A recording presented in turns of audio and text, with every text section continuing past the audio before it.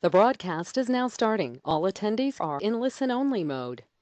Good afternoon. My name is Tracy Nyer, and I'm with the Virginia SBDC. I'll be your facilitator for today's webinar. For those of you who are not familiar, the Virginia SBDC is the largest and most effective provider of customized counseling and education for small businesses in Virginia. Most of our services are offered locally in 27 locations throughout the Commonwealth. Today's webinar is one of our educational offerings and is part of an ongoing webinar series, Google and Beyond, Marketing and Managing on the Web.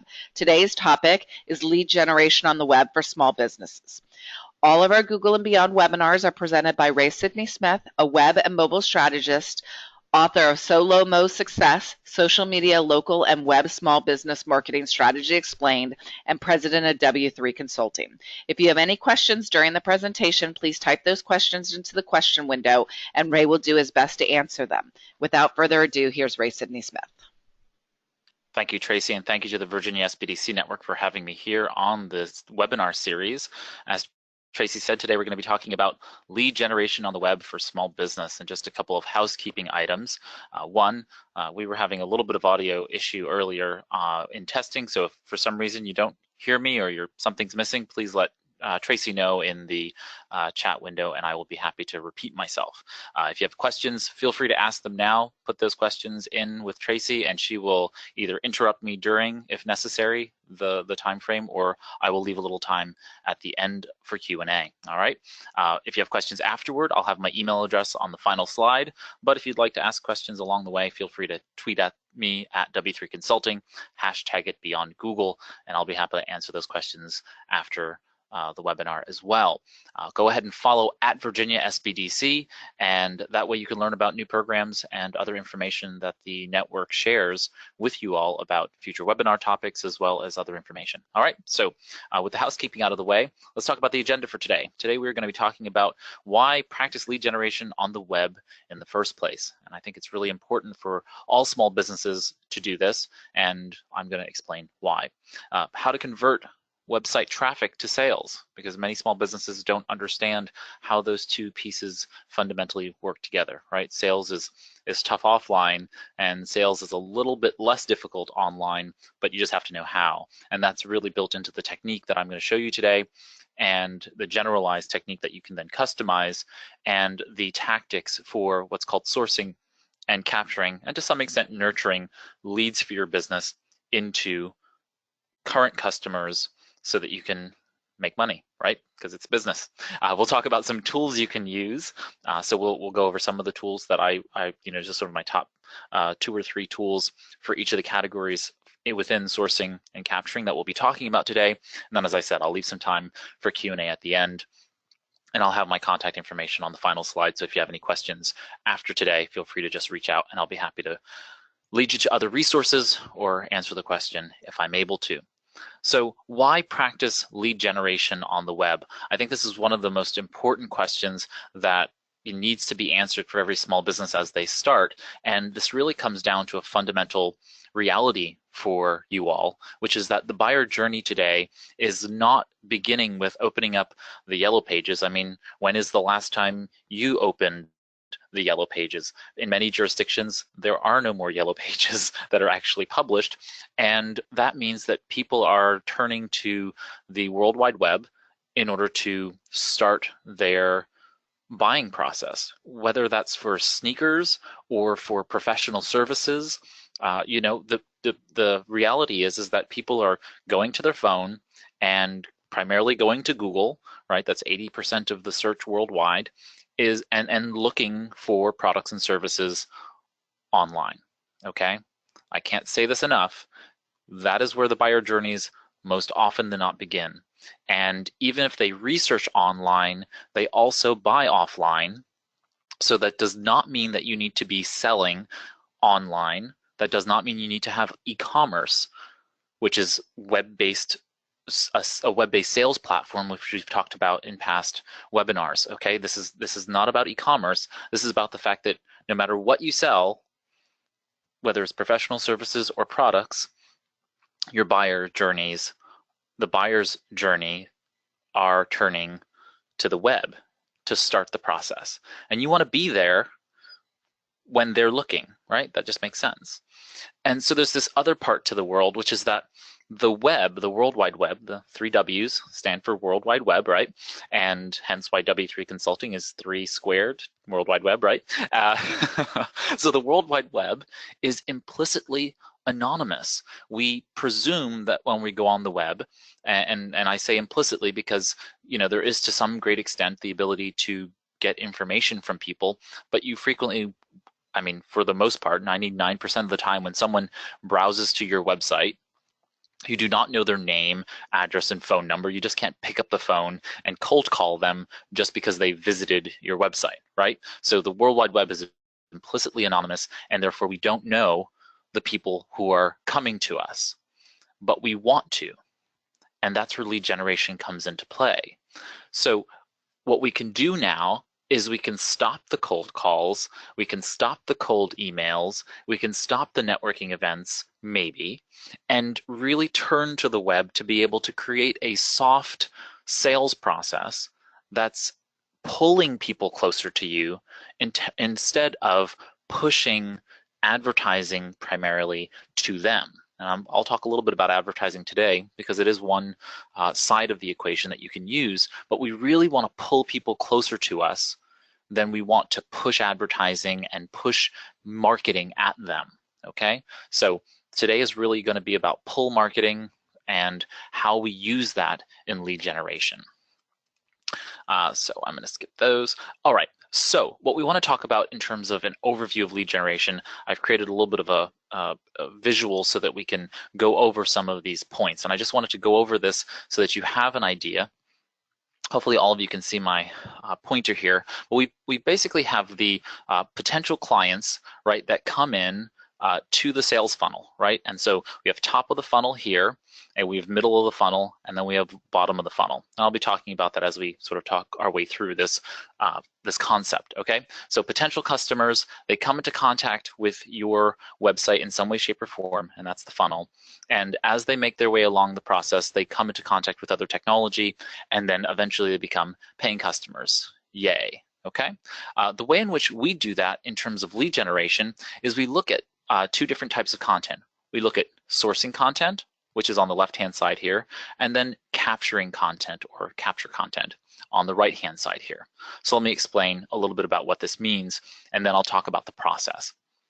So on the sourcing side, sourcing content is content that you put out, and most people think of that as content marketing, but it's only half the equation. I don't know why marketers don't educate people about the full side of it, but this is what you typically hear about. You hear people say you should write blog posts, and you should publish videos, and you should post on social media, Twitter and LinkedIn and Google Plus and Pinterest and Instagram and Facebook and so on and so forth. You should put out ads. You should do online or social media ads and so on and so forth. Well, the good part about that, the bad part about that is that it's really only bringing people to your content, okay? And once they've gotten to your content, what do they do? And you need some kind of call to action in order to get them to do that. Well, that's what capture content does, okay? So capture content over here is what I call in Solomo Success, when I wrote it, I called it highly valuable downloadable assets. And so, high value downloadable assets are these kinds of things that are on here, whether they be video courses or checklists and PDF, audio downloads, and other kinds of things that allow you to be able to put something of high value to make someone give up information about themselves so that they are no longer anonymous, okay? So this content, people can stay anonymous because it really doesn't matter. They can engage with the content or not. But here they have a requirement to give up their anonymity. And so they can give up all kinds of information, whether that be their name, address, phone number, email address, and otherwise, even a budget, right? Or they have a budget range, or they know how much they want to spend on a particular product or service with you. Well, most often than not, the email address is the most important thing that you want to get from them by them giving up this, information for the capture content. but the content has to be valuable by its nature to the audience, and it has to be unavailable to them unless they give you their email address plus whatever other information you want to get. Okay, so this is the concept of creating sourcing content and capture content. All right, on the sourcing side, we're going to create a lot more sourcing content than we are capture content, and both will be created consistently. But I wanted to start off with this visual so you have a good idea about sort of where things go. So, the email and the blog posts or podcast episodes and YouTube videos and so on and so forth, those are being created to make potential customers gravitate toward your website, and I'll explain how that happens. And then once they're on your website, the capture content is going to be the thing that calls them to then give up their email address and allow the sales process to begin, or to continue in that case. So then you can nurture that lead into a customer, okay? All right, so if anybody has any questions about that, I'll be happy to jump back to the slide and answer those questions. All right, so I wanted to go over now the generalized technique for converting website traffic to sales. And this is the one that I consistently teach to everyone. And then I tell you, after I show you, that you should customize it. Be creative with regard to not only your audience, but what's going to be most profitable and effective for your business. But the general idea stands, the general principles stand behind this technique. And this is what it is. So what you do is you're going to create a website. If you do not have a website, you need to have a website, okay? There's just no question about it. You need to have a piece of real estate on the World Wide Web that is yours. Preferably, you have a blog or podcast on the website itself, or at least a resources section where you are consistently adding new content, okay? And the reason for that is that Google, Microsoft Bing, Yahoo, and otherwise all the large networks, search networks, search engines, they go out there and they look for new content. And every time you put new content on the web, they match you up with people who are searching for that content, and they drive that traffic to your website. Now, there are a number of things you can do to increase those. You can do a search for search engine optimization. We've even talked about this on past webinars for what's called on-page search engine optimization, on-page SEO. You can look back in the archives on virginiasbdc.org under live trainings and webinars. You can go ahead and look for the past webinars we've talked about that. So you create a website, you produce content consistently on it, okay? Next, you are going to syndicate that content, and I'm going to use let's use a podcast just to be unique today. But you could do this with a blog or any other kind of regular content that you're creating on your website. So you say you publish a podcast episode, and you're gonna syndicate that content. And what I mean by syndicate is taking the link from your website, right? www.yourbusinessname.com/blog/ the name of the post, right? My podcast episode, whatever it is. And we're going to put that onto Twitter and put a message appropriate to Twitter, right? Come check out my new podcast episode on X topic and the link. I'm going to go to LinkedIn. I'm going to paste that same URL and write a message to my LinkedIn followers or on my LinkedIn company page to those followers. I'm going to go to Facebook, paste it there as well. Syndication is just like newspaper syndication, right? A newspaper columnist writes one article and then many newspapers publish that one article. So we're going to syndicate that to different social media channels. Now that isn't your entire social media strategy, so I'm not getting into that today, right? But for lead generation, this is you syndicate, okay? Then we entice the leads that show up to our website, whether they come from Google, Yahoo, Bing, AOL, Ask.com, who cares? Whether they come from Twitter or LinkedIn or every other social network, Facebook or otherwise, they are now coming to your website because they clicked on that link. They are now going to consume that content, whether that be the podcast episode, they're going to listen to it. And while they're on the page in some way, shape, or form, and this is technology or otherwise based, you're going to entice your lead with a high value downloadable asset, a highly valuable piece of content. And this starts now we no longer are sourcing the person, we are now capturing that person, the moment we start to capture information about them. So we're going to say, hey, would you like to have access to this really great piece of X? Okay, so in the podcast episode, I might even mention it. I might say, by the way, I just created this really great new video course that's complimentary, and you can sign up for it by heading over to on the website. Just click on free video course, the link at the top, and you'll be able to go ahead and download it. Okay, and that entices that user to then jump on it. You've probably experienced this yourself while visiting other business websites. Now, the fourth step is in exchange for the capture content, you get information from the lead, right? So in order to be able to download that video course from my podcast, reference of it, or from maybe a interstitial that shows up, you now have to give up your email address. Maybe I put my name and email address in there in order to be able to download this new video course.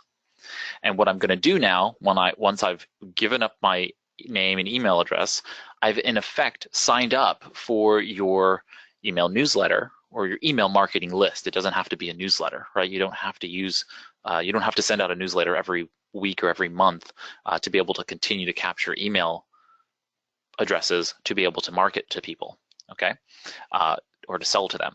So then we get the information from that person. That person now downloads and it gets access in some way, shape, or form. Maybe if you're more technically savvy, or if you have someone who's developing your website, they can then fashion that behind the scenes for you.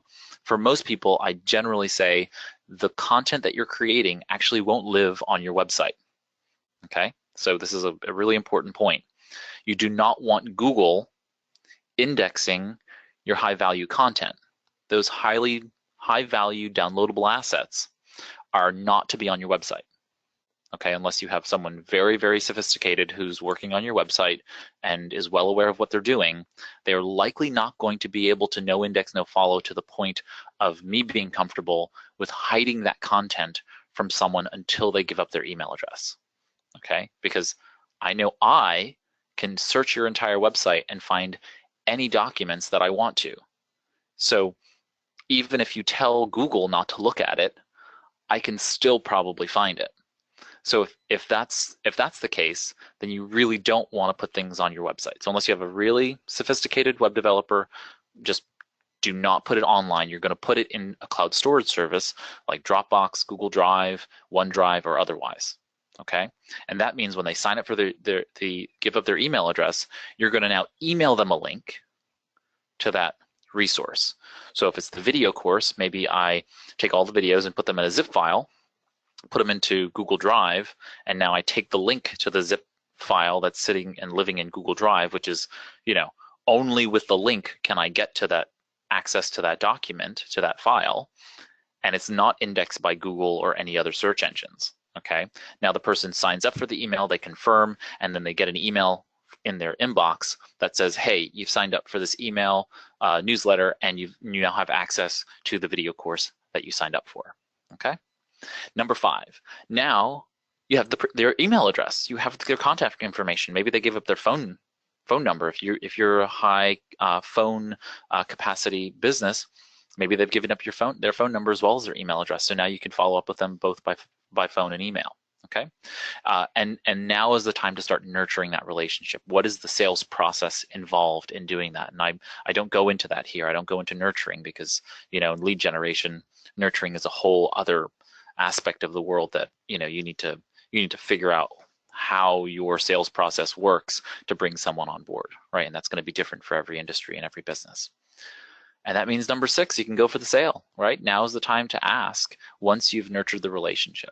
Okay, so that's really how fundamentally people go from getting traffic from Google and from social media to converting people through sourcing content and then capture content to become a potential customer, okay, or to become a customer. All right.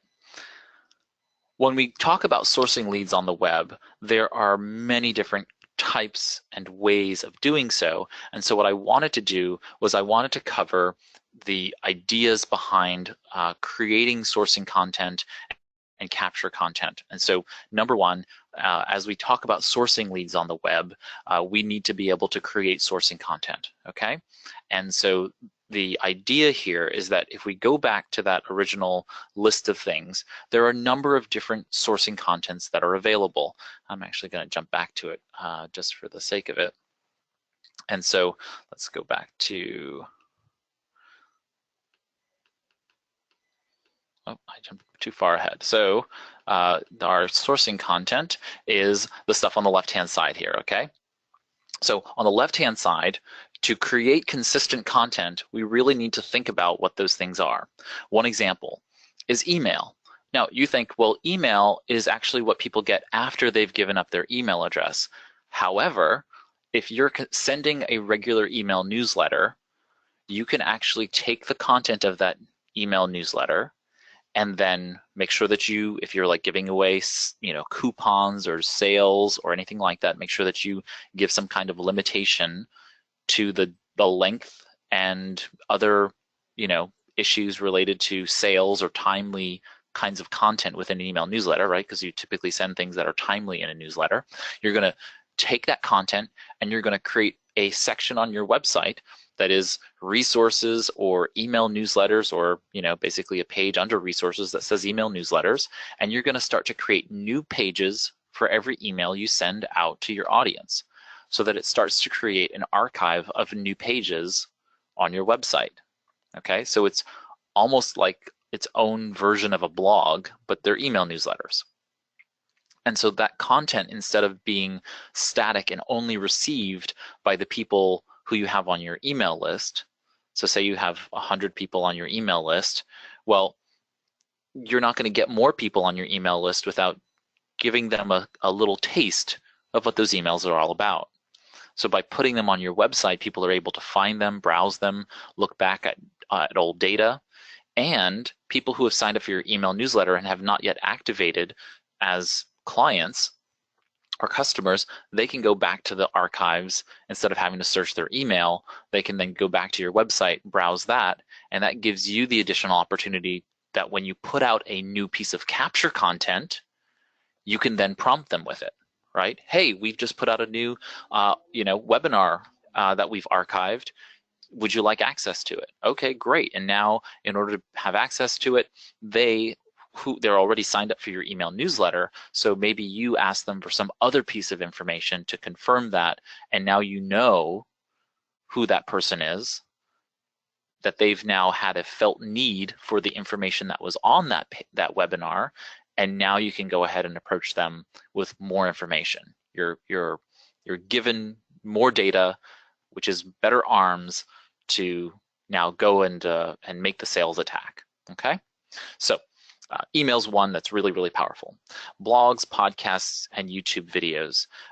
These are obviously also really great vehicles for it, because at least blogs and podcasts, they live on your website also usually. And so you have this fundamental vehicle. Blogs are all about the text-based content that's being indexed by Google. For podcast episodes, also the quote-unquote show notes for a podcast are really just a blog post, right? The audio is being syndicated to podcast directories where people listen to what you're saying, but that's not really indexed by Google or anybody else. That's just for people to listen. Those are for human ears.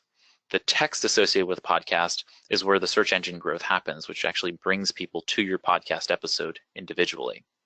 YouTube videos are a very different animal, because what you do is you have to write your content on YouTube, on the YouTube channel, and in the description provide links back to your website, preferably to your capture content. Okay? Now, one of the things that you have to recognize here is that note that the capture content is actually hidden. So you have a page that talks about each of the things that you're creating, each of the capture content pieces that you're creating, but that doesn't have anything associated with it. The only thing that's on the capture content page is actually the email sign-up form or whatever you're using to capture information. Okay, does that make sense? So you're actually using a faux page. It's not a faux page, it's a page on the website, but it's the upfront, front-facing marketing page for the capture content. So I'd have a page, using the video course example again, I'd have a page all about the video course, an outline of the lessons that I'm going to be giving in that course, really testimonials maybe from people who have taken the course and other kinds of information. And then in order to be able to access the course, there's going to be a registration form, input form, and when they input their form, they're going to be added to the email list and then emailed the content as we talked about before. But nowhere on that page is the video course itself. It's the way station to it. It's the gatekeeper. Okay, so then the social media posts, ads, and I like webinar consults, and we'll talk a little bit about that later. But the idea is that you can do all kinds of really fun stuff. The point is that you have to do this consistently, right? So if you decide to do any of these things, you just have to make sure that you decide to do these on a regular basis, okay? So sourcing content is chosen on a consistent basis. I typically engage clients to say that they're going to at least put something out weekly, which is 4 pieces of content a month, and then you either increase or decrease that content based on its success, right? So if you are highly successful with 2 pieces of content a month, well, great. That's all you need to produce. Most businesses are not going to be able to do that. So you're probably going to have to increase the content to at least once a week or maybe twice a week at the start until you have enough content. Google trusts you to send more traffic your way, and then maybe you can back off in terms of how many times you post per week. Okay. Second is creating capture content. Now, less often means that maybe you decide you're going to create 1 piece of capture content per month, or maybe 3 pieces of capture content this year because the size of it is actually quite large, right? So say the video course. If I create a 30-lesson video course, right, and it's going to take me ample hours to record those and plan and record and get them audio, video edited by somebody and then published, it's going to take some time. So you just can't do that overnight and then publish it. So that's going to take more time. In order to create value, you have to spend time to create that value. So you're going to, by nature, go ahead and publish that less often. So set up your schedule. Okay, I'm going to blog weekly, for example, and then I'm going to publish 1 high-value downloadable asset per quarter. So I'm going to publish 4 of those per year. That gives me 3 months to get each one planned, drafted and then published, and then you work on that schedule. So you're actually working on 2 different editorial calendar timelines at any given time, right? The sourcing content stuff and then the capture content stuff as well. Next, you're going to publish that sourcing content on your website or YouTube if it's a video, right? So now we publish that content, we schedule it to publish. There are many great tools for you to be able to do that. Next up, we syndicate that content to social media, as I said earlier, and I just wanted to talk a little bit about syndication to give you a little bit more depth in terms of what that really means. So for most of you, there's only going to be 1 or 2 social media channels that will be of use to you. So I suggest that you start with that 1 or 2 social media channels that you either know your audience is highly engaged in already, or one in which you believe your audience is going to be highly engaged, and you can do some research to find out whether they are. Do not try to engage in all social media platforms all at once. It's a nightmare, okay? What you really want to do is just choose the 1 or 2 where you're going to have the best outcomes, okay? So if you are a business real estate broker, commercial real estate broker, it's very unlikely that you should choose Facebook as your primary social media platform, right? You probably will use LinkedIn. And if you are a lifestyle entrepreneur who's teaching wellness and yoga, well, you probably should pick Instagram and probably not pick some obscure social media network that no one's heard of, right? Or choosing VKontakte, which is the Russian social media platform, right? That's just not appropriate to your needs. So you can choose the ones that clearly your businesses are going to prosper on, not the ones they're not going to. And then you see where your clients, where your potential clients or your audience engages. You see them starting to engage highly with your Twitter profile instead of your LinkedIn profile. Well, you start to get your answer, which is through the testing, you'll see whether they do that. Okay, so what I mean by you engaging is that you're going to log in every day, you're going to be highly responsive to people's content, you're going to curate content and really put some energy into that social network. For the rest of them, you can pretty much automate the process of syndication using tools, meaning that when I publish my blog post, then I want you to automatically push these titles of the blog posts and links to them to these other social media, because I'm not engaging there, I'm just pushing content there. Now that doesn't also mean that you can just ignore people when they respond to you. So if someone's on Twitter, they see your tweet and they respond to it or mention you, then you should obviously respond, even if it's just thank you for retweeting us, thank you for your comment or thought or answering their question. Okay, so syndication is the idea of pushing those content pieces out to the other social media you're not paying attention to very much, but engaging around the content that you're publishing on the 1 or 2 social media channels that are really important to your business. Okay, 5, you're going to make sure your website is search engine optimized. And I just very briefly will say, go back to the webinar archives and look to the webinars we've done on search engine optimization, local search engine optimization specifically, and those kinds of topics. And that will answer your question regarding number 5. But just know that if you're not doing the right things to make sure your website's being found by Google, or you're actively blocking Google from being able to see your website, this won't work, right? Because no level of content that you create will be helpful if Google and the other search engines can't see it.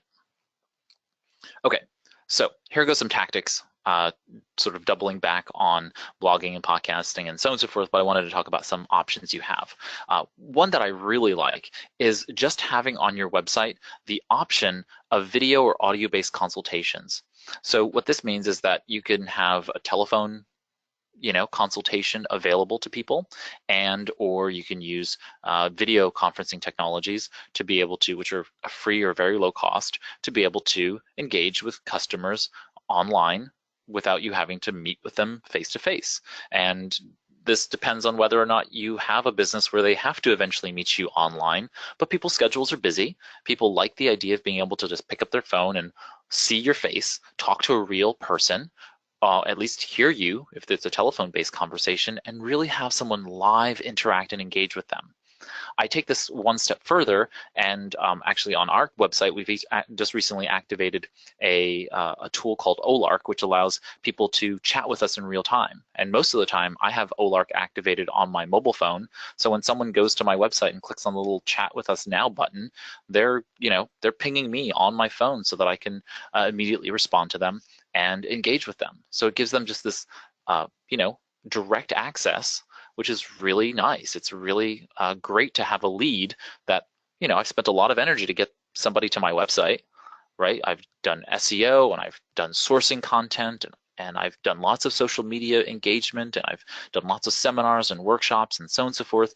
It's terrible if somebody comes to my website and then leaves, right? I want to be able to capture them, to take all of that hard work and to be able to make it worthwhile. So now that someone can just click on a button, and if I'm not available, like I'm now, and someone else is not manning the account, someone can just type in a message and it'll email us. And so it's very, very quick and easy for people to just have a little pop-up thing. They can type a message and say, hey, I was looking for a particular resource that you talked about at a seminar last week. Well, I can go ahead and engage them in getting them that content. And if there's a natural option and opportunity for me to be able to talk sales, great. And that opens that option up. But if you don't want to do that, I totally get it. But I'm just saying you have options like the video and audio-based consultations. You can put a calendar scheduler on your website. There are many of them. I can recommend Calendly, which is calendar without the AR and then add LY. So calendly.com. And it's you can use the free version, and it allows you to be able to schedule virtual meetings or physical meetings, in-person meetings also, but in this case, it's a web-based meeting. So, you give them your contact information and how they're going to connect with you via, video conference or otherwise. And now that person gets to your website from a blog post, and at the bottom of your blog post, you can say, I offer 15-minute, don't give them the world, don't give them all your time, but, I offer 15-minute, free consultations or complimentary consultations. Here goes my calendar schedule, or, feel free. And where people might feel weird about picking up the phone today and just calling a professional or a shop randomly to ask a bunch of questions, you've given them an opportunity to have a bespoke consultation with the proprietor or with someone on staff who is going to really help them pick the solution that's right for them. Okay, and that gives you a huge advantage as a small business over, any big box store. Next is offer free or paid webinars. And there are a wide variety of webinar options, but people don't think of sourcing leads from a webinar. So, you're signing up for a webinar, you're going to give up your email address, as a part of the registration process. Bingo, right? You came to the webinar for a value, right, to get information out of this. And that's why you sign up for webinars, and then you signed up for the email with your email address, and so therefore the people who are presenting the webinars can then capture it. So you do the same thing. You can do it either free or paid, depending upon whether you're doing a luxury brand. If you have a luxury business, then you might actually have a paid webinar where people pay in order to get access to the webinar, but you're still going to capture their information. Right? So just think about it. It has to be right for your business. But generally, these are complimentary websites. They're free. And now you're sourcing emails from publicizing the upcoming webinars. Okay. Next up is publish your email newsletter to your resources page. I've already talked about that. 4, encourage past customers to leave Google Maps reviews. So this is really, really important for a wide variety of reasons. I just blogged about this on our website about the fact that Google Maps is enabling the ability for people to now schedule services primarily directly through Google Maps. Okay, so that means if I want to take a yoga class in Arlington, Virginia today, I can go onto Google Maps right this moment. Don't do it now because you're listening to me, but you could do it right this moment and go to maps.google.com, and on the desktop, I think it's only on the desktop, but they might be on the mobile device as well, and look at available yoga studios who have published their schedules, and I can remember, I've not left Google Maps. I can now schedule a class right from the website, okay? Right from Google Maps. So in the near future, Google Maps reviews, which is through the Google My Business platform, is going to be very, very important so that you are able to be top of the line when this comes out to more professional services and otherwise, okay? If you're in the product business, make sure that you have your what's called the Google Product Data Feed syndicated to the Google Merchant Center, okay? And it's the same thing. You're sourcing leads, you're sourcing people by making sure that the right information is being sent to the right parts of Google. So in this case, if you are in a salon, I think it's salon, yoga studios, and a wide variety of other types of health and wellness services, those are the ones who are currently available to do this with Google Maps. If you're using the right technologies, you're then able to syndicate your calendar feed, which has the registration functionality in it, so people can pay directly through Google Maps, pay you through Google, okay? So, it's really imperative that you do that. Anyway, I'm gonna hop out and explain that if you want to be able to have people leave reviews, you have a couple of options. And there's same company in Canada has produced these 2 generators. This one is the review handout generator. I'm gonna let it finish loading. Okay, I think it's loaded, yeah. So this is the review handout generator, and what this does is you can actually create printable instructions for how to leave a Google review on desktop and mobile. Okay, so you follow these instructions, and you just click on these parts, and it walks you through the whole process. And what you get is a printable, PDF printable set of instructions to help your customers go ahead and leave a Google review, because it's actually not that easy. I don't know why Google makes it so difficult, because you have to be logged into Google and find your specific business on Google Maps and so on and so forth. So they've made this very, very handy tool, and you get to it by going to whitespark.ca/review handout generator with hyphens between the words. So review handout generator. Okay, so that's one. The other, also by WhiteSpark, and I don't have any affiliation with WhiteSpark, but they've just done a really great job of this. If you want to capture your Google review link, and I'm going to explain to you how you actually do this right, you do it through this. So in this particular case, you could just type in the name of your business, so your business name here, right? And then it will go ahead and locate you. So let's just find a random business here. Let's just do Giant. Yeah, so Giant Eagle Pittsburgh. I thought why that matters. But say you wanted to leave a review for them. Here, it automatically generated a link directly to that supermarket. Okay, and so you just click on the copy short URL, and now you have the link to be able to put in your email, invoices. You could put them in your, print them on, if you have a point of sale system where you print receipts, you can put them in the point of sale system receipt. You can even use a short URL service over this. So you can make it, yourbusinessname.com/reviews or leave a review, or something like that. You can use Bitly or whatever to do that. And so now you have a URL to send people to it, okay? And you get to this tool by going to whitespark.ca/Google review link generator, again with hyphens between it, Google-review-link-generator, okay? Now, what's the right way to do this? So when you send those please review me kinds of messages to people, what people frequently do is that they just say, leave me a 5-star review, and we would really appreciate it. And those tend to get you less 5-star reviews than you want. What you really want to do is you want to have, if it's in an email, for example, you want to say, did you have a great experience with us? Or would you like to tell us about your experience, or something to that effect? And if it's the first question, the former, you would say, did you have a great experience with us? You click on yes. Well, that yes is a link to Google Maps, to the review page. If the answer is no, no is a link to you. It generates a new email. When you click on it, you're able to then write, as the customer, you're able to write the review, the feedback directly to the owner.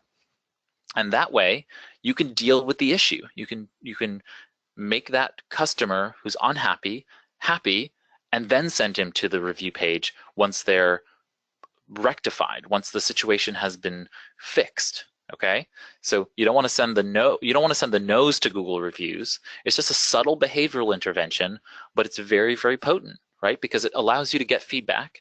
It's feedback directly to you or to the appropriate person in your company to be able to make the fix. And that actually biases your reviews to legitimate customers who are pleased with you, and it helps your Google rankings. Okay, so I hope that makes sense. It's really important that you do it that way so that you can bias it toward the positive, but you're also correcting matters, right? It's not like you're gaming the system so that you can wash those sweep them under the rug. You need to purposefully fix the problems in the company so that those bad eggs don't come back to haunt you. Because if you get that email and then you don't respond to it, that person who didn't get the response from you and they sent the email, they spent the time and energy to give you feedback, they're likely going to go to Yelp and to other places, and to Google, and leave you poor reviews, even poorer than you otherwise would have gotten if you just fixed it. Okay, so really don't think of this as a easy out. You need to really fix these issues. So encourage past customers to leave Google Maps reviews, current and past customers. All right. Finally, ad placement. You can totally place ads. What I like to do regarding sourcing leads in a pull method is to actually reach out to local bloggers who are already influencers for the same audience that you're serving. So if you have a daycare and there is a local mom blogger, reach out to them and say, hey, I'll give you a couple bucks a month, whether that's tens of dollars or hundreds of dollars or thousands of dollars, depending upon their size of audience. And now you create some ads, and those get placed into that mom blogger's blog. Now, the mom blogger is going to make more money because if she's using Google AdSense or some other display network to be able to display ads, she is likely not getting the full amount of money from the traffic, right? The ad network is going to take their cut, and then she's going to get some percentage of that. So by going directly to her, you should be able to spend less on ads, and she knows exactly who her audience is, or she should have a better idea of her audience than some large ad network. And you're actually being able to support local people because it's this is local revenue, meaning that the tax basis is local, which means it's helping you further than just the dollars you're spending, right? And you're capable of supporting someone local who's in your community. So this is a really powerful way to be able to give dollars to the local community. You want people to support your local business, and so why not support the local bloggers? Now, that's not always possible, right? There's sometimes there isn't a local blogger who satisfies your community, in which case then you can go to Google AdWords, you can go to Facebook ads, you can go to LinkedIn ads and see what they can provide, okay? Finally, and really at the top of the list, below having a website, is that you should start a blog, start a podcast, or start a YouTube channel, right? But with a twist, okay? Which is that most people try to start their own, but if you are if you're a solopreneur or a micropreneur, less than 10 employees, it's really tough to start a blog, podcast, or YouTube channel. I fully recognize that. So I say, find some friends. So a marketing alliance are people who have affinity customers, meaning that, if you are a yoga teacher, you probably know people who are nutritionists, know people who are salon owners, people who are also in the health and wellness, maybe physical therapist, maybe someone who's a personal chef, and so on and so forth. Well, if you all band together and start a blog on your website, and then each of you publishes a content on the schedule, you're each doing less work, but you're pumping out a heck of a lot more content than you would be able to individually. And then you're going to use your social media to syndicate to all of your clients all of the content coming from the blog. And now you get to dominate the local traffic for health and wellness, basically a category, as opposed to just your individual yoga stuff, right? Because those people who buy from you also buy from all of those other people in your marketing alliance. So now you're creating a stronger basis for being able to source leads, okay? And again, your blog, podcast, and YouTube channel now needs to be rejiggered so that you're making sure that you're capturing sources and leads for the appropriate people, okay? So that means if you're using an email pop-up, right, that asks people to join the newsletter for a high-value downloadable asset, right, that high-value downloadable asset is actually going to be many assets. One's from each of you in the marketing alliance, so it's going to be even more value, right, because it's all of your high-value downloadable content in one big bundle. And so, but say the person's really only interested in the yoga teacher and the personal chef and maybe the nutritionist, right? They should be able to check those three and not the others. So it needs to be fair to the user, to the visitor. You don't want to force things on other people that they might not want. But again, that's interesting debate. You could debate that they should sign up for all of them or none of them or something like that. But either way, I think giving people a little bit of control in that circumstance may mean better goodwill than not. So pay attention to that. All right, so very quickly, I just wanted to talk about lead capture. One, have a contact page on your website. So many people do not have a contact page on their website. I do not understand this. They think that just having an email address or a phone number in the header of their website is enough, but people are distracted, highly distracted when they're browsing the web. Heck, they're highly distracted when they're driving. So why would you think that they're going to not be distracted when they are browsing your website on their mobile phone while they're, having a conversation with their kids and trying to make dinner and maybe talking to a client on the phone and, their employees or their staff or their boss is talking to them and they're trying to do other things at the same time. That's the harried nature of today's life for many people. And so you need to make sure that you give them clear places where they can go for those kinds of things. And a contact page is something that people it's almost like a cultural muscle memory, right? People just gravitate toward them. So have a contact page where you have a contact form as well as, other information for contacting you if they don't want to fill out the form. And as we talked about before, you can put a chat feature on your website similar to the way we have. Make sure that you have email sign-up forms on your website. So even separate from high-value downloadable assets and your blog content and so on and so forth, make sure you have a page or somewhere on your home page as well as on your contact page where people can sign up for your email newsletters. Use tools that prompt leads to sign up on your website. So I'll talk about one of those, at least today, that you can use. All right, so there are lots of different tools out there that you can prompt people that once they show up to your website to sign up for those things. And finally, when it comes to capturing leads on the web, encourage existing fans, followers, and subscribers across email, blog, YouTube channel, podcast, and otherwise to share your content. You've got to make the ask for people to be able to spread it beyond themselves, because people are innately stingy. They're greedy with information, right? Because they presume that they've got too much information, and so therefore they don't want to share things on to other people who are going to get more information. That's just going to overwhelm them. But in reality, that's not how humans think.